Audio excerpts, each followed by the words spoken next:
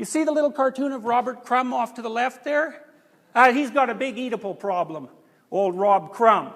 And the problem with him, fundamentally, is his mother was something like a giant spider and did everything she possibly could to crush the life out of him, hence his remaining relationship with women.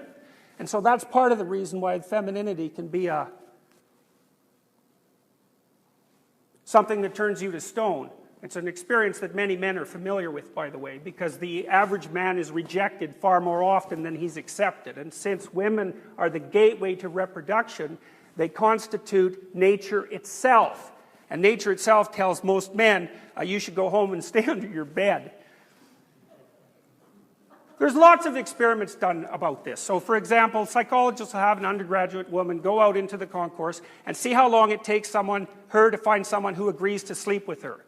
And that takes, like, 2 seconds after she asks the first man.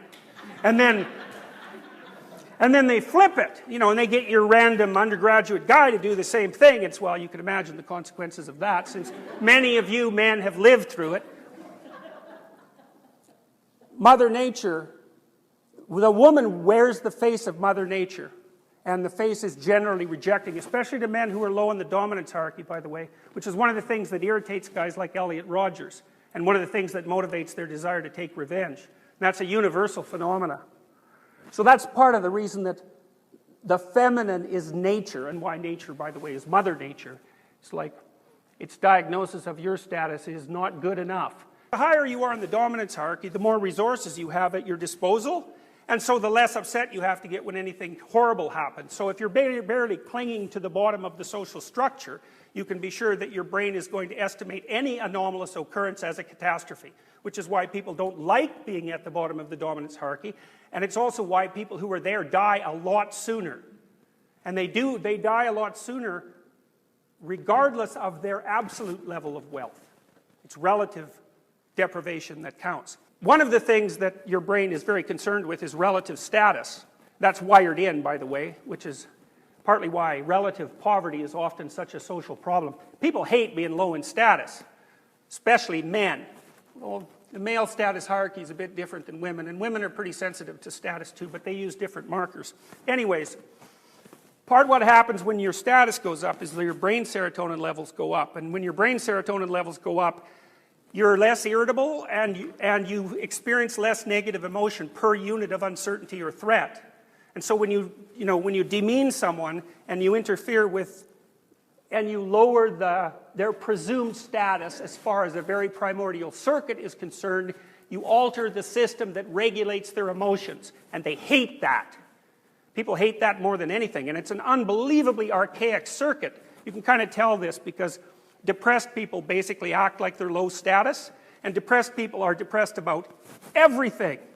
Now, it's not easy to be depressed about everything, right? And so the fact that that's the case means that what's ever gone astray has to be very primordial because it affects everything. Anyways, people often use antidepressants to cure depression, hence their name.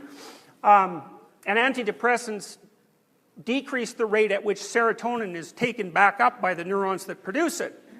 Well, 300 million years ago, crustaceans emerged. And crustaceans live in dominance hierarchies, even though they're not particularly social. And if one lobster fights with another and gets defeated, then he won't fight with another lobster even when he beat for 20 minutes, unless you give him antidepressants, in which case he'll fight again right away. The reason I'm telling you this is because the status structure that underlies your being, not just your brain, but your being, is so old you share it with crustaceans. So you mess with it at your peril. It's not learned, by no means. So anyways, you wander around inside one of these little frames, going from point A to point B all the time. And one of the annoying things about life, and this is sort of the Sisyphus story, is that as soon as you climb from point A to point B, and you get there, then there's another point A and another point B. And that's kind of interesting too, because one of the things it suggests is that getting somewhere isn't really what people want, because as soon as you get somewhere, then you're done going there, and then you have to get somewhere else. So in some sense, it seems it's an accomplishment. In another sense, it's just the next rock up the mountain. Now you all know this because you graduated from university and that was a good day, but the next day you weren't a university student, you were some unemployed loser. And that's that sets up a whole new set of problems, right? I mean, that's how the frame shifts. And when the frame shifts like that, then the value of everything shifts around it. So it turns out that people are actually more interested in getting from point A to point B than they are in actually being at point B. And almost all of the positive emotion that you feel, which is related to dopaminergic circuitry, by the way, you experience in relationship to the pursuit of a valued goal rather than to the attainment of the goal. The attainment of the goal actually satisfies you, or more specifically, it satisfies that motivational circuit, but then the damn thing just shuts off and another one starts yelling at you. So it's like a perverse form of victory. So one answer to that that's universal in some sense is that you should establish a relationship with a transcendent value, because it never runs out of motivational power. And as soon as things fall apart, which they always do, you're in chaos, and as soon as you're in chaos, then your body defaults to emergency preparation and you're stressed, and if you're stressed long enough, then you die. And so you don't like that. Stress, when your body gets stressed, what happens is, because it doesn't really know what's going on, it prepares for everything. That's the generalized stress response. Cortisol production does that. Cortisol production is good, it wakes you up in the morning, but if it's chronic, you get old. Like, it's so general in its negative actions that the best way to conceptualize its detrimental long-term effect is that it accelerates aging. So it makes you more likely to have heart disease and cancer and depression and Alzheimer's and diabetes and obesity. That'll do. It's enough. Any of those are enough to kill you. All right, so there's a hierarchy. That's a hierarchy of values. The higher the value, the less you want to have it disrupted. Now, there's a psychologist named Piaget. Some of you might know about him. Piaget was very interested in what happens to value structures and their hierarchical organization once they have to apply outside of the confines of a body. So here's a way of thinking about it. 2-year-olds basically hypothalamic. That's why they're so much fun. First they're happy, then they're sad, then they're hungry, then they're tired. They just zip from one pretty straightforward and rather awe-inspiring motivational state to another.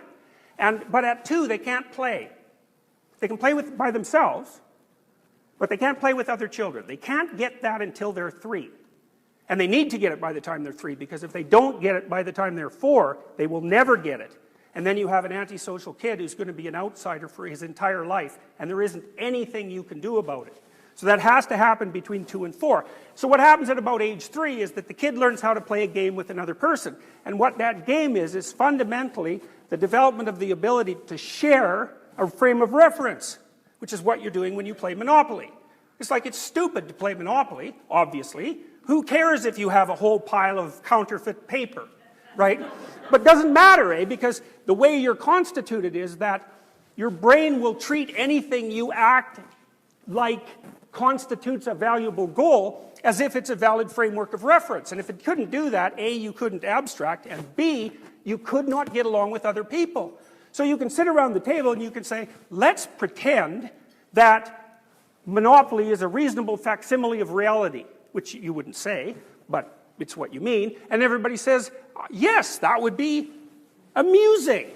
And so then you set your goal, which is to get all the little hotels and all the money, and poof, your emotions go along for the ride.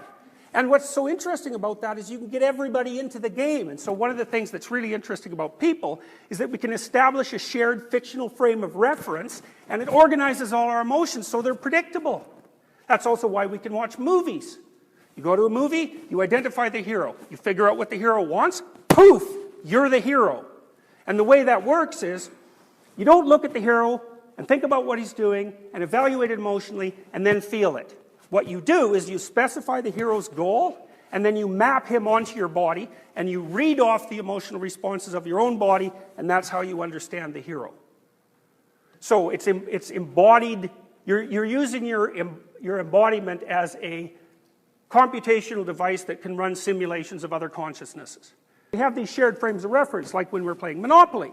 Okay, so children at 3 learn how to play games, and that means they learn how to organize their own internal motivational states into a hierarchy that includes the motivational states of other people. And that means they can play.